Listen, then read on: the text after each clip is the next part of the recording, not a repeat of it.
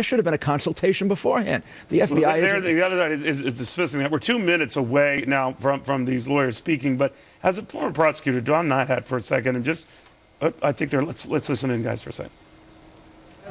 Before or after, and he had no knowledge of the incident.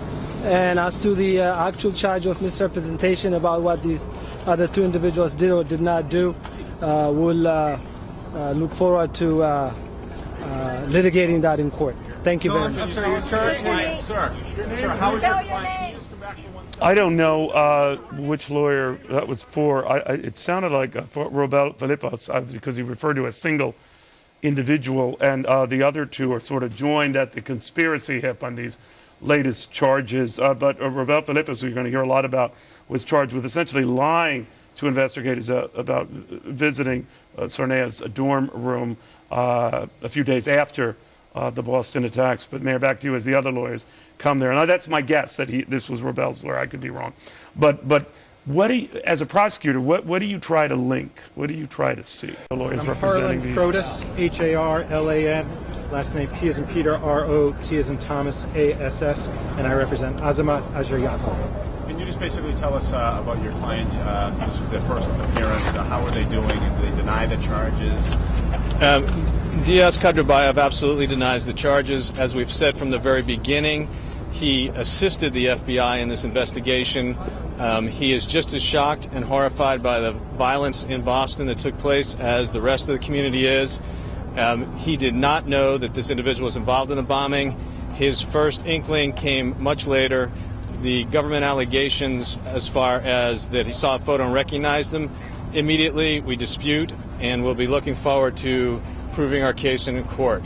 Mr. Kadrabayev and his family are very sorry for what happened here in Boston, and he did not have anything to do with it. So to be clear, he did not take the knapsack and bring it to the dump and dump the fireworks that were in the knapsack? Can you just explain?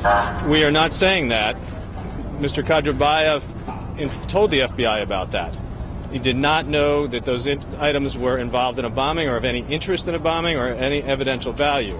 So that's all we have to say on that. But we are the ones, Mr. Diaz Kadrabayev, cooperated with all law enforcement when they came to him without the benefit of counsel to assist them in their investigation of this horrible tragedy. But did he know that Tsarnaev knew how to make bombs, and did he also know that the gunpowder or the powder that was in the fireworks and the Vaseline could also be used for bomb making, as the affidavit states? No. Why did the FBI didn't come to search clients? Wouldn't they have at any time gone to the authorities to tell what they knew? I can only stick with what's happened. I won't speculate. What about the text from Jahar Tsarnaev, according to the complaint, saying, go into my room and take whatever you want? Is that some kind of a signal to your client? There was no signal. I think it means the plain English meaning. Which is what, sir? Are you concerned these guys won't get a fair trial considering all that's going on in the country?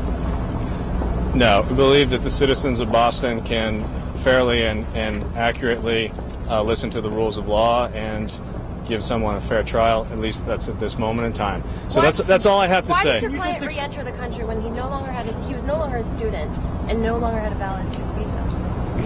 Our contention, he was a student. He's a sophomore engineering major at the University of Massachusetts. He did not attend classes regularly, is the allegation, later in this semester. So he's been in this country legally. It's a technical violation of a student visa for not regularly attending classes. Can you explain the confusion between what you say they were helping the government and the government says they were obstructing justice? Can you explain that confusion? No. Did they make false statements? No. Sir, can we ask how your client stepped to the microphone? Yes, I have a very brief statement for you. Yes, my name is Harlan Protas, P-R-O-T-A-S-S. My client, Azamat Ajayakov, feels horrible and was shocked to hear that someone that he knew at the University of Massachusetts, Dartmouth, was involved with the Boston Marathon bombing, just like many other individuals who were interviewed on campus. He has cooperated fully with the authorities and looks forward to the truth coming out in this case. I'd like to say also that he considers it an honor to be able to study in the United States, and that he feels for the people of Boston who have suffered as a result of the marathon bombing. when he Thank you. recognized Joe Carr, why didn't he come forward and call the investigators and identify him?